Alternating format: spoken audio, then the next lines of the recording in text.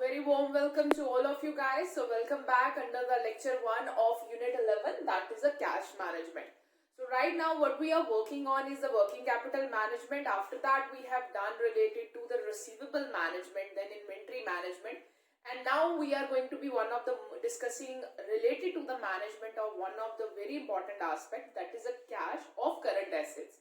So in this lecture, we are going to define the meaning and the objective of the cash management in the organization, and along with that, we are going to discuss the aspects of cash management, that why it is so important in the organization that the cash should be managed appropriately, because cash is going to be related to our solvency also, and it is going to impact our liquidity also, keeping in mind the profitability.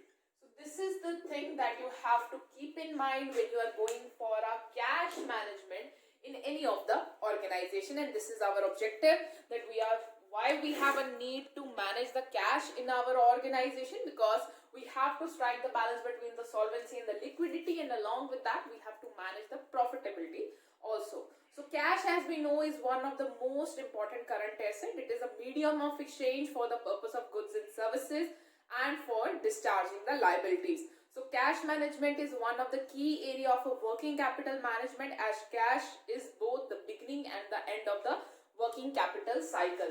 So basically for the working capital management also, we require to manage the cash, because the working capital start from the cash and the cycle ends at a cash also. So that's why it is like this. It is the most liquid asset, as we know, and it is a basic input requirement to keep the business running on any of a continuous basis. So if you will not have a cash, you can't make your business work in a very smooth way. So make sure that your business work in a very smooth way. So that's why we have a keen requirement of a cash in any of the organization you may talk about. Now let's discuss the next thing, that is a concept of cash management. So this is the next thing that we have to discuss now. So the efficient management of the influence and outflow of the cash plays a crucial role in overall performance of a firm. So under the concept of a cash management, we have to manage the inflow and outflow of cash, because if you will not manage your inflow and outflow of the cash, then you will not be able to manage your organization in a proper way, or you will not be able to perform the particular working or main or simple or operational working of the organization in an efficient way. Shortage of cash will disturb the firm manufacturing process, while excessive cash will remain idle without any contribution toward the profit. So this is what the main thing that I want to make you guys understand, that why we have a need to do the need to manage our cash, because we have to make sure neither there is a shortage, neither there is excess, because excess will hamper the profitability, and if there will be shortage, it will lead to the problem of insolvency, or it will lead to the problem of liquidity, which can hamper our manufacturing process. So cash is not an end in itself, but is a mean to achieving the end. To quote the Brigham has said, the cash is non-earning asset. Please remember, the cash is a non-earning asset. So excessive cash balance simply lowers the total asset turnover, and thereby reducing both the rate of return on the net worth and the value of a stock. Because our cash is a non-earning asset, it doesn't earn anything, it just lay and sit in your desk or in your purse or in your cupboard. When you have something in a cash form, it doesn't earn anything to you. So you have to make sure that you maintain a balance between the solvency, liquidity, and profitability. This is what the concept of cost management is, that you nowhere suffer from the shortage of a cost, so that it should not be like this, that you are not at all keeping any cash with you, otherwise your manufacturing process or the payment of bills will suffer. But if you will keep excess of the cash with you, then your rate of return or return on your investment, that is a total investment in asset, will suffer. So that's what you have to keep in your mind when we are going for the cash management. So now the next thing that we have to study is the objective of the cash management, that why we have a need to do the cash management. So let's start with it.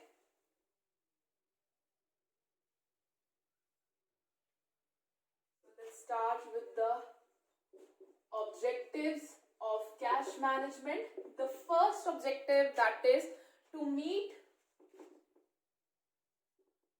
the cash payments whenever the payment is arising, and the second one is to maintain the minimum cash reserve, to maintain cash reserve. So this is the second thing that we have to do when we talk about the objective of the cash management. So these are the main two objectives which lead to the cash management in the organization. First of all is to meet the cash payment whenever the payment is getting due. And the second is to make sure to maintain the cash reserve, required cash reserve, not an excessive cash reserve. So the prime objective of a cash management is to meet various cash payments, the need to pay in a business operation. So whenever you in the business operating cycle, whenever there is a payment that is getting due, you have to make a payment of it. So for that you have to make sure that you have a minimum required balance, or whatever the required balance in your hand. So the payments are like payment to the suppliers for the raw material, payment of wages, salaries, payment of electricity bills, telephone bills, and so on. A firm should maintain a cash balance to meet the payment, otherwise it will not be able to run the business. So the cash is an oil to lubricate the even turning wheel of the business. Without it, the process will grind to a stop. So basically he's saying that the quoter is saying that the cash is basically a kind of lubricant which makes sure that the operating cycle, the wheel of operating cycle, works very smoothly. If you will not have the cash in the operating cycle, then your operating cycle will suffer and ultimately will come to an halt or to stop, which we want to avoid under all the circumstances. Hence, one of the cash management objective is to meet the payment with the maintenance of a sufficient cash. So this is what the thing is, that whenever the payment is getting due, you must have that much amount of a cash so that you are able to make the payment or to meet the payment. Otherwise your creditability will suffer, otherwise your solvency will suffer, or your liquidity will suffer. So this is what the main thing or the main decision that you have to keep in your mind when we are going for a cash management. So after meeting the cash management, the next thing that is to maintain the cash reserve or the cash balance. This is the second important objective of a cash management. It means the firm should not maintain the excess balance also, and excess balance of the cash may assure prompt payment. But if the excess balance will remain idle as the cash is a non-earning asset, then the firm will have to forego the profit. So this is basically striking the balance between the profitability. You have a need to make the reserve for cash, but this reserve for cash should not be in excess, or it should not be very much extra, which will lead to just making that the cash is laying idle in your desk or in your cupboard, but that is not earning anything, because cash is a non-earning asset unless and until you don't put it up in somewhere in some else investment opportunities. So excess of cash balance may ensure a prompt payment whenever the payment is due, but the excessive cash balance laying idle lead to the reduction in the profitability or return on the organization. Why it will lead? Because cash is a non-earning asset.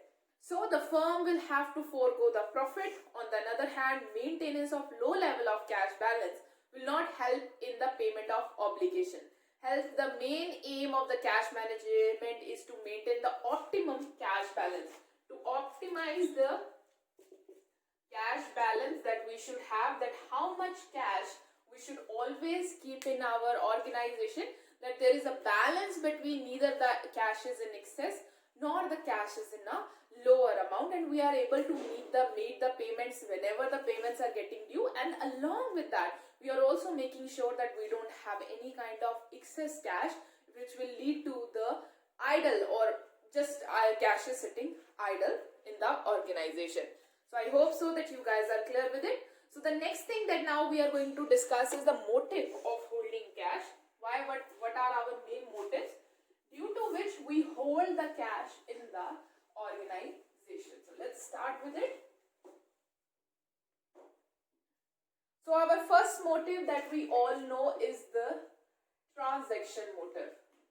So this is our first motive to hold the cash.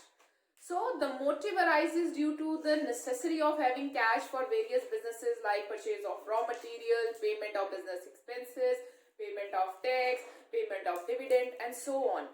The need for holding cash would not arise if there is a perfect synchronization between the cash receipts and the cash payment.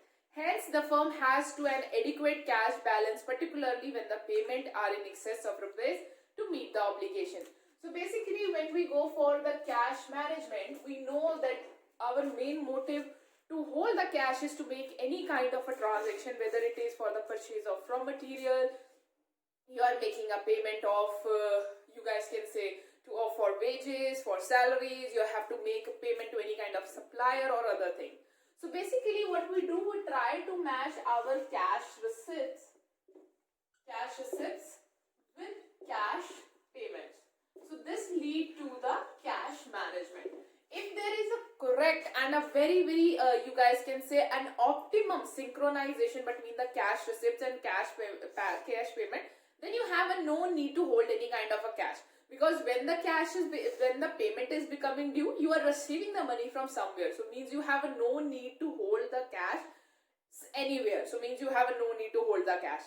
But this kind of situation doesn't arise in a real business environment, and generally there is not that much synchronization between the cash receipts and the cash payments.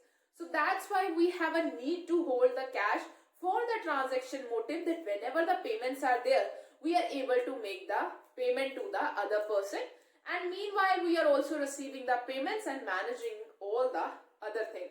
So the requirement of the cash to meet the routine cash need is known as a transactional motive.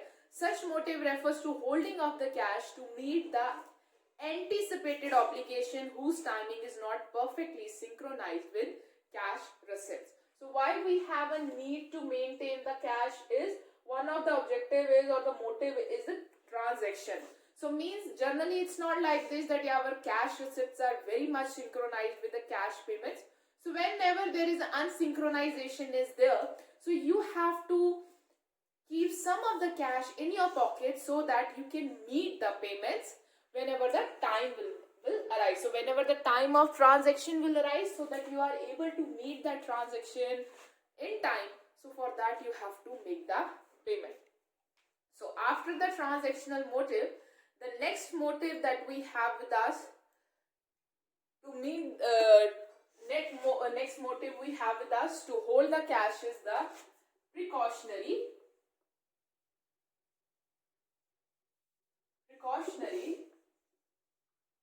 motive. So this is the next motive that we have with us. Apart from the non-synchronization of anticipated cash flow in the ordinary course of business, a firm may require cash for the payment of unexpected disbursement. So means whenever there is unexpected things are there,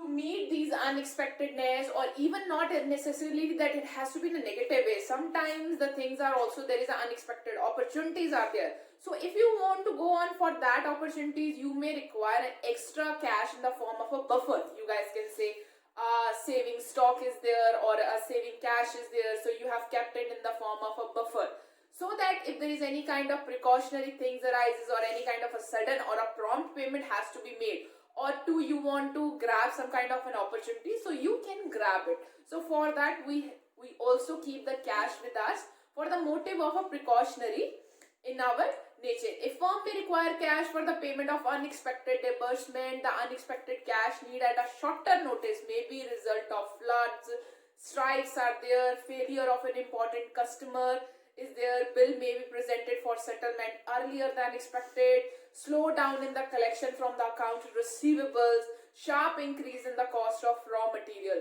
So because of any kind of unexpected circumstances which may arise in the business due to any kind of an unexpected circumstances, like there is a strike happen, there has been sudden increase in the raw material, our supplier has not been able to provide us raw material, we have to get the raw material from somewhere else, and there we have to make the payment. Along with that, we are not able to get the cash from our debtor, and we have to make a payment to the supplier. So these are all things which may arise in the normal course of business, and to meet such kind of uncertainty, there has to be some safety stock, and that is a precautionary motive for which we also hold the cash. So it's provide a cushion to buffer or a buffer to withstand any kind of an unexpected emergencies. So the precautionary motives hold the cash for meeting any kind of unexpected or provide us cushion, safeguard us among any kind of this adverse circumstances that suddenly appears. So for that we should have some safety stock or buffer stock of cash with us. The motive set aside for the precautionary motive is not expected to earn anything. As a matter of abundance caution, many companies had learned the art of cultivating the rich uncle by establishing and maintaining the good lasting link with the progressive banking institution. So generally what happen is many of the organization is like this, that they are working on the motive of cultivating of a rich uncle, which means that the organization maintain very good relationship with the banking institution or with the other people also, so that in case of any kind of unexpected things comes up or rises up, they are able to generate the cash in a very quick way. So the ready borrowing power is the best anticipated to the emergency cash drains and facilitate release available cash resources for remunerative application. So means you can use this motive so that if there is any kind of problem arise, so we can use this cash for that purpose. So after the precautionary purpose, we have a third motive to maintain the cash, that is speculative motive. So this is the third motive due to which we keep the cash with us. It's referred to the desire of a firm to take the advantage of an opportunity. So basically the opportunities will come under the speculative motive, that if there is any kind of a sudden opportunities that comes under your hand, that you want to grab it, and for the grabbing of that opportunities you require some kind of a cash, which present themselves in an unexpected moment and that are typically outside the normal course of business. In simple word, it is a motive of holding a cash related to for investment in a profitable opportunities as and when they arise. So basically sometimes the opportunities arises out of the course of business, normal course of business, suddenly, and to grab those opportunities you have a need of some kind of cash that you can take advantage of. In other words, the motive comes from a desire of holding cash to gain in speculative transactions such as purchase of raw material at a reduced price or payment of immediate cash, dealing in commodity in bulk, purchasing and selling whenever are considered favorable. Hence, firm may have such speculative dealing and may carry additional liquidity also. So in the speculative motive, it is generally related to that there has been certain that if you make a prompt payment, you will get a more cash discount. So the supplier is telling you that if you will make a certain quick payment, then you can get a more discount. So for that, this isn't speculative, this is an opportunity in your hand that you can save up some of the cash. So for that, what you have to do is you have to make a prompt payment, and for that, this to grab this opportunity. So for that, sometimes the firms also keep extra liquidity in their hand to meet up this motive, that is of speculative motive. So you guys can see that there are three motives due to which we hold the cash in any of the organization. One is a transaction motive, second is a precautionary motive, and the third is a speculative motive. So apart from it, now we have to begin up with the aspects of the cash management. So when we talk about the aspects or the problem of the cash management can be examined under the three heads. So means when you are going for a cash management, what are the main things that you have to keep in mind? There are three things that is to be considered when you are going for the cash management in any of the organization.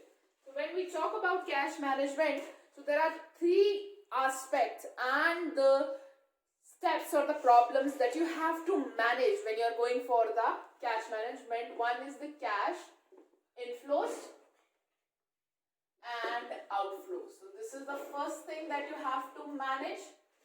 Second thing that you have to manage is the cash flows within the firm.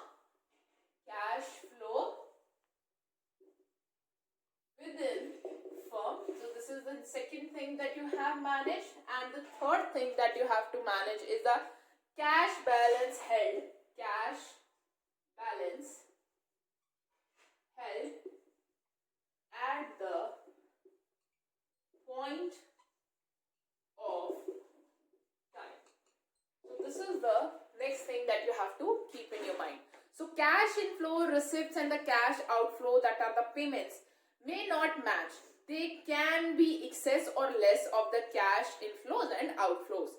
The surplus cash rise when the cash inflows are excess over the cash outflows, and deficit will arise when the cash inflows are less than the cash outflow. So basically the first thing that we have to keep in our senses when we are going for the cash management is that matching our cash inflows with the cash outflow. So when you're going for a matching, there are very less chances that there will be proper and a very correct synchronization will be there, which will not lead to any kind of extra planning of a cash. But generally what happens, there are two kind of scenarios that could take place over there, that you might have an excess of a cash, you might have a deficit of a cash. Excess of the cash will be there when your cash receipts are more and your cash payments are less.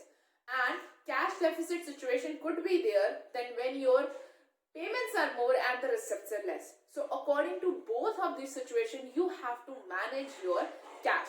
So the balance known as synchronizing firms should develop an appropriate strategy for solving the uncertainty involving the cash inflow, prediction and imbalance between the cash receipts and payment. Firm has to come up with some cash management strategies regarding these aspects. So basically what the firm has to do, even if there is a deficit, what will be the strategies they are going to follow so that they can match up the things between the cash receipts and cash payment. And even if you have an excess of a cash, means you are receiving more and you have to make a lesser payment, then where you are going to use that cash or idle cash, where you are going to invest it, that you have to consider also. So this is what the aspects of cash management is related to. And when we are going for the cash management, the first thing that we do under it is cash planning. So the first thing that we are going to do under it is cash planning. So the cash planning is required to estimate the cash surplus or deficit for each of the period, for the planning period. So when you go for the cash planning, you try to strike the balance between the cash flows and the cash outflows. So you have to make sure and you have to find out whether you are in a surplus or you are in a deficit, and then you have to plan the things accordingly. The estimation of the cash surplus or the deficit can be carried out for the preparation of a cash budget.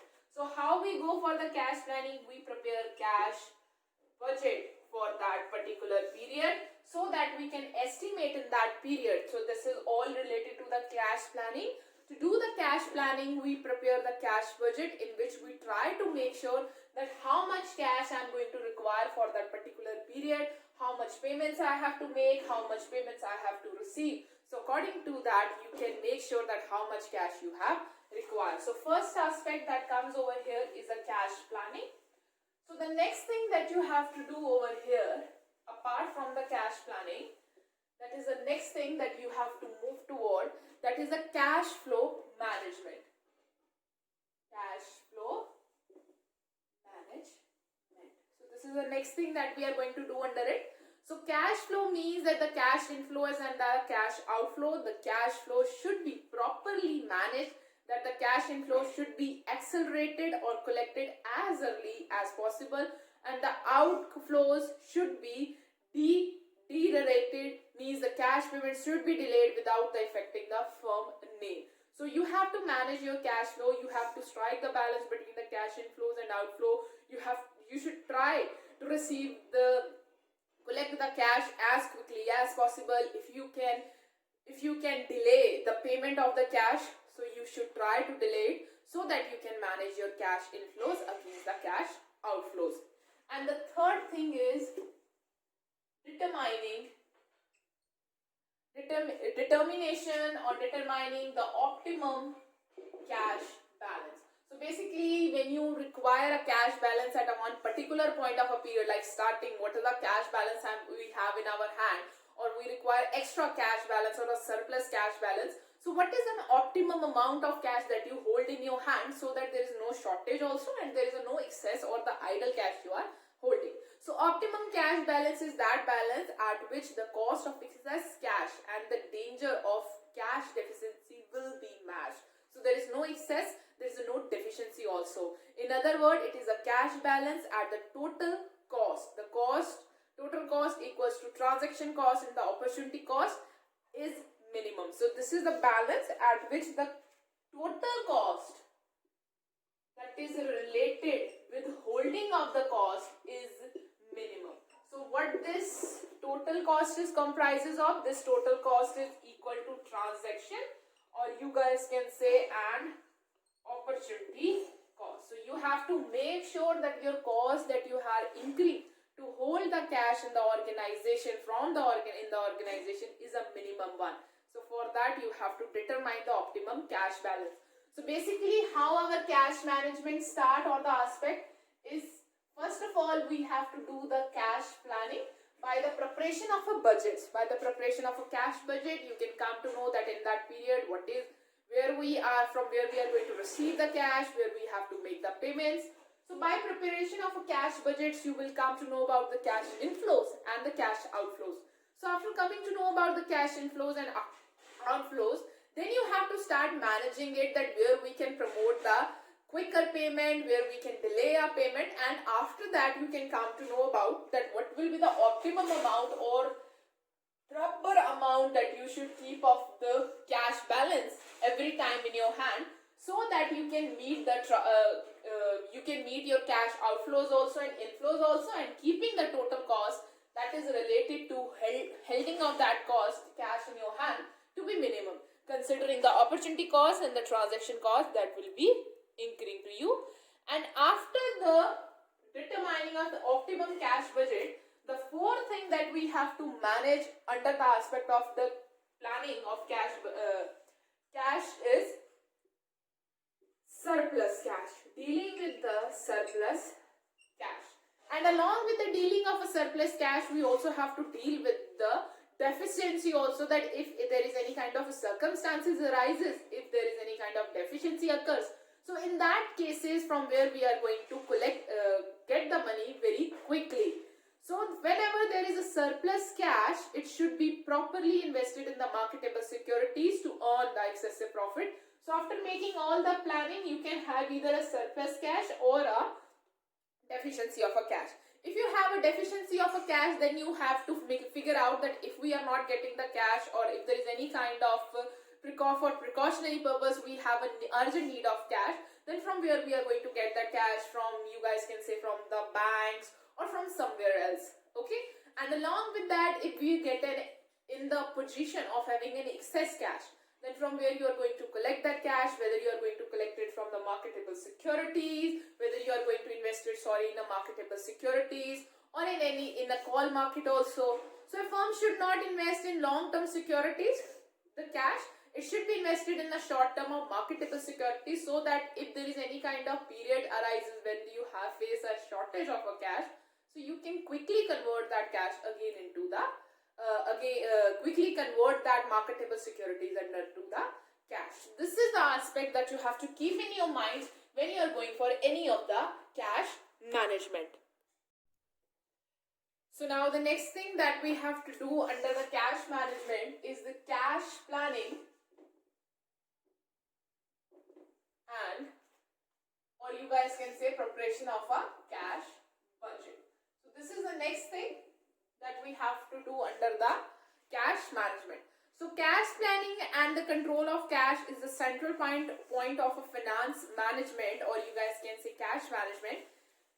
Maintenance of an adequate cash is one of the prime responsibility of any of a financial manager. When we talk about it, it is the possible only through a preparation of a proper cash planning, for which we properly prepare a cash budget. So the cash control is also included in the cash planning, since cash planning and control is a twin of the management. So cash planning is a technique of to plan and then to control the use of cash. So basically by doing the cash planning, you are able to do the cash control also. Obviously, because planning and the control move in hand with hand. So when you are preparing a cash budget for a particular period of time, you can come to know that where you are using the money and from where you are going to get the money. So if you are used excess of money, or you use extra money which was beyond your budget or which was beyond your planning, so you can decide, you can come to know that where you have used extra money, and for the future purpose you can take the corrective measure so that this extra use will not happen in future. So for that we have to do, when we go for the cash planning, we go for the cash forecast. We go for the cash forecasting, or you guys can say budgeting. This is what the things are related to. So cash forecasting is used as a method of predicting the future cash flows. So when we talk about the cash planning or the cash forecasting, we does not consider it only in the form of that yes, that will be only related to the cash inflows. It is related to both of the cash inflows, that is an inflow also and the outflow also. With the estimation of cash flow means that cash inflow also and cash outflow also at a different stages, or and offering the management in advance notice that how much money you are required for that particular period of time. Like you can prepare a cash budget for throughout the year. You can prepare it for 6 months also. You can prepare it for a particular month also. Like you can prepare it for February. You can prepare it for March, April, May, June, July. So in advance you can prepare the cash budget, which will help you, or which will tell the management that how can the situation of the cash will be in the organization for that particular period, whether we are going to have an excess of the cash in that period or whether we are going to have a deficit of the cash. So according to the budget, the management can plan that now what they have to do for it. So the cash budget is an important tool for the cash, for the flow of the cash in any firm over a future period of time. In other words, it is a statement showing the estimated of cash inflows and cash outflows over a planned period. It pinpoints the surplus or the deficit cash of a firm and is moved from one period to another period. So means when they are moving from one particular month to another particular month, they can figure it out in that particular month whether they are having a cash excess or whether they are having a cash deficit. So according to that, they can plan their future techniques also, that how they are going to meet up that particular situation also. So the planning for the financing for those need and exercising the control over the cash and liquidity of a firm. The cash budget is also known as a short-term cash forecasting. So when we go for the cash budgeting, we also call this the short-term cash forecasting. So now the next thing that we have to do and prepare one particular cash budget. The preparation of it is a very, very simple and easy thing to understand. Everything will be given to you guys in the question, and from that particular you just have to prepare one particular cash budget. So let's prepare. Illustration number 1 of your book, it is given to you guys from the following. You have to prepare a cash budget for VSA Coal Limited. So particulars for January, February, March and April are given to you guys. You guys are given with the opening balances, and then collection from the customers are given, and the payments are also given in the form of raw material, salaries and wages, other expenses are there, income tax to be paid is there, or machinery is there. So if firm want to maintain a minimum cash balance of 25,000 for each month, so this is what it is given, that firm wants that every month or every time they should have a minimum cash balance of 25,000 each year. So that must be the minimum cash balance, and creditor are allowed 1 month period. So this is the second thing that you have to consider in mind, that the creditors are allowed 1 month period. So means if the creditors of a January, they will be paying the cash in the February. If the creditors that we have raised from the February, we will be collecting the cash in March. and so on. The period will go on like this. There is a no lag in payment of salary and other expenses, and in the payment of other expenses like salary and other expenses whatever they are related to, there is a no lag. So means if you are incurring those expenses in January, you are making a payment of those expenses in January only. So this is the thing that you have to consider in your mind. All the particulars are given to you guys, and these points that has to be there. That firm want to make 25,000 every time whenever the balance is there. Minimum balance has to be 25,000, and a creditors are going to make a payment to you after a period of 1 month. So there is a 1 month period to collect the money from the creditors. So let's start with it. The things which are given to us. So let's prepare a cash budget. So cash budget for a period, whatever so the period is given to you guys, and whenever we are preparing the cash budget, you have to have the particulars. Let me prepare it on the above one. So let's prepare a cash budget for a particular period. So these are the particulars that we have to consider for the preparation of a cash budget. And then we have January period, then we have a February period, then we have a March period, and then we have a April period. So this is what is given to us in the question. So I hope so that you guys are clear with it and you don't have any confusion in that. So one by one we will be starting preparing the things. In this over here, opening balance is given to us. First of all, opening balance is there. So opening balance of January is only given to us. So whatever the closing balance that we are going to have for a January, that will be the opening for February obviously. So these months opening balances will not be given to us. We are going to find it out as we are solving the question for all the particular months. So for the opening balance for January is given to us 20,000. The next thing that is given to us, cash collected from customers. So this is already given to us in the question, so we don't have a need to put so much brain into it. That is 1,30,000. So means this is the total amount of receipts that we have in that period. You guys can give it an A. That is a total receipts that we have in that period. It comes as a 1,50,000.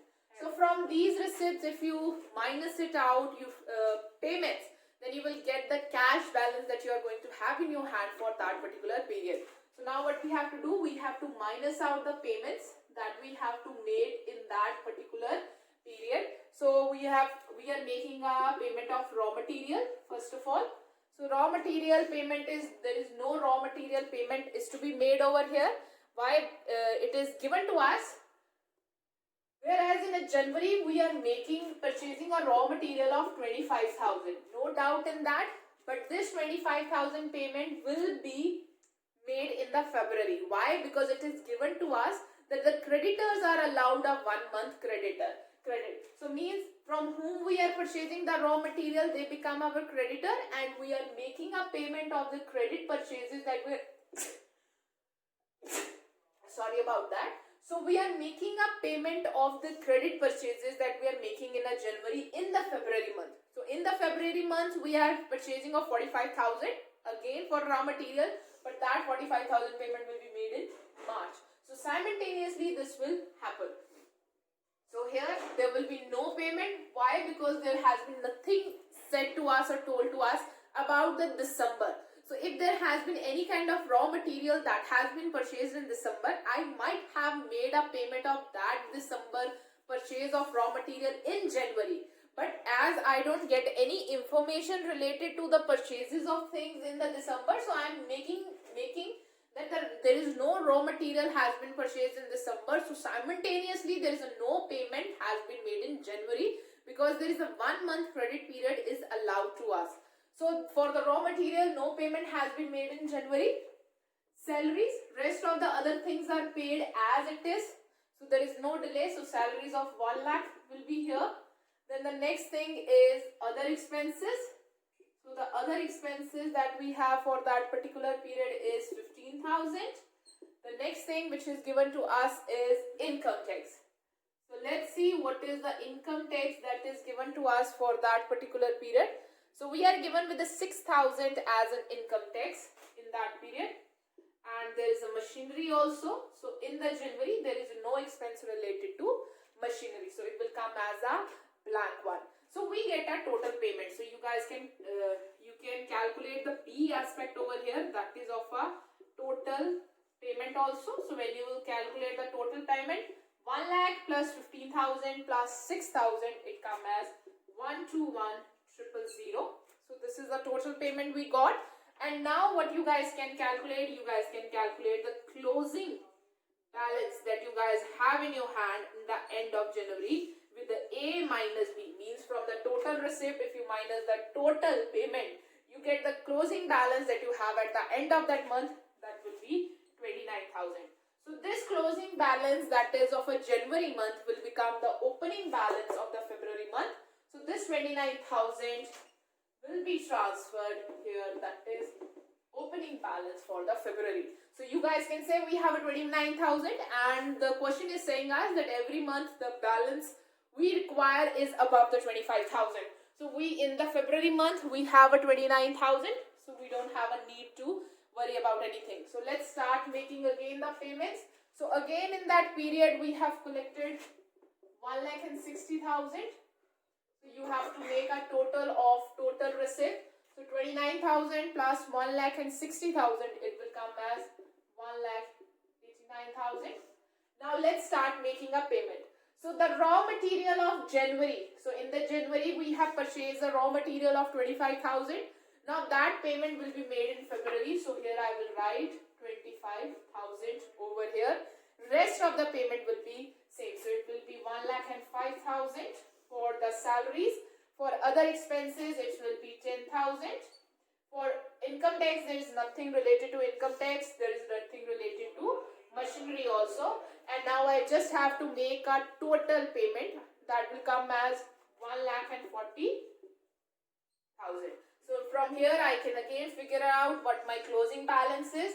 That from 1,89,000, if I minus 1,40,000, I will get 49,000 as my closing balance. So this my 49,000 as a closing balance will go over here my opening balance for the March.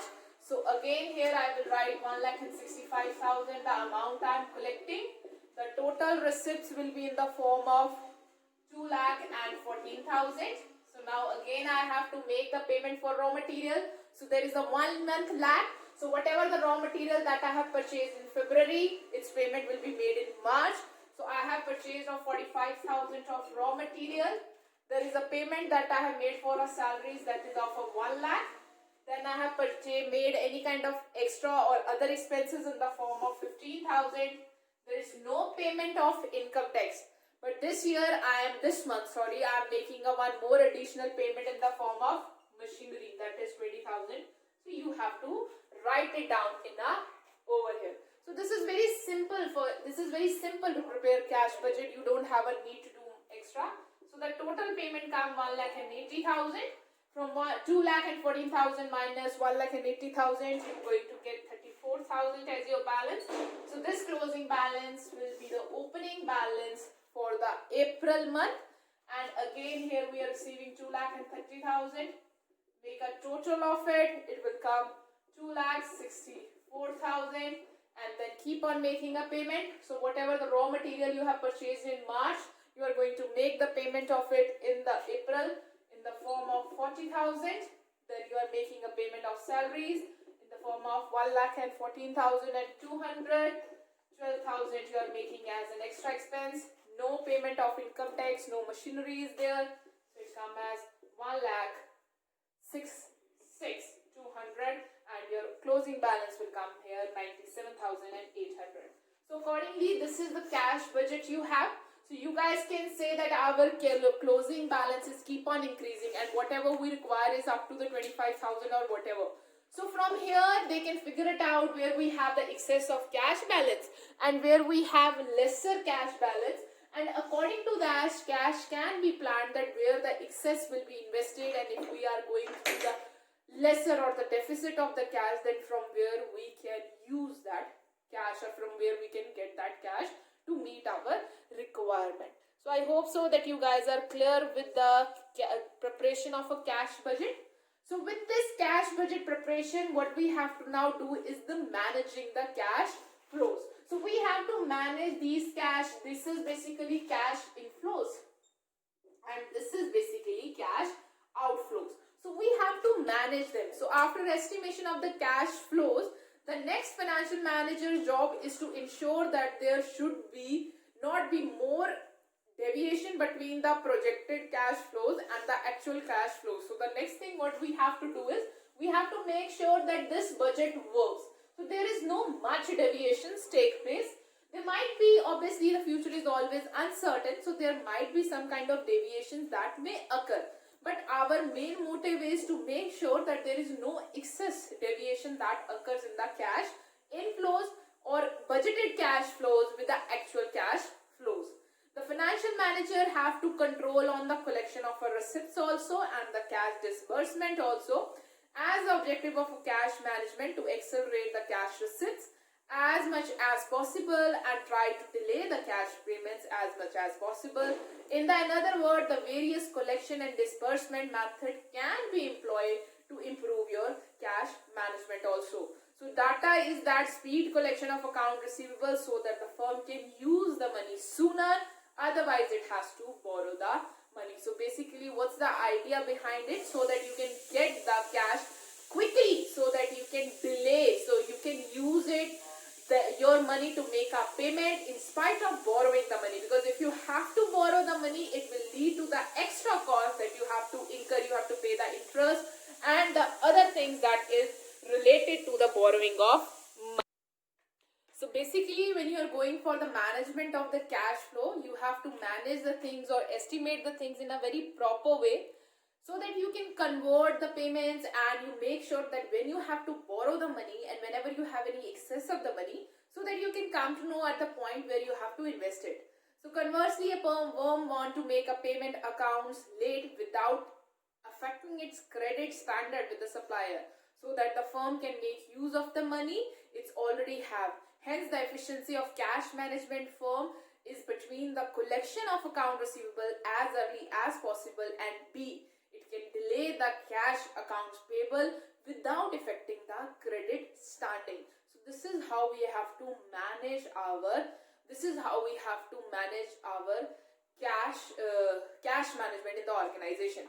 So means if you guys want to study the cash management using the cash budget, so you guys can say over here that the firm for whom we have planned this cash budget, what they are doing, they are promoting the cash payment, they are getting the cash payment, they are not delaying it, they are not giving any kind of a credit period for the collection of a cash. So means whatever the sales they are making in January, they are receiving the cash for the same in the January, for February they are receiving, for March they are receiving, and for the April they are receiving. But when it's come to the payment, like for raw material payment, they are having a gap of 1 month. So the 25,000 raw material that you have purchased in January, its payment is made in February. So the 1 month delay is there, which lead to the proper cash management. So this is what the firms come up with the option, or you guys can say, this is how the firm can promote the cash management in any of the organization. So with this, we have done with our part 1 of the cash management, in which we have discussed about what is a cash management is, and when you are going for a cash management, and what are the things that you have to keep in mind, how we do the cash planning, and according to that how we manage our cash inflows. Once you come to the management of cash inflows, you will come to know that even when you have a surplus one or when you have a deficiency of one, so you can manage them very optimally. Thank you so much guys for your time. Have a nice day ahead.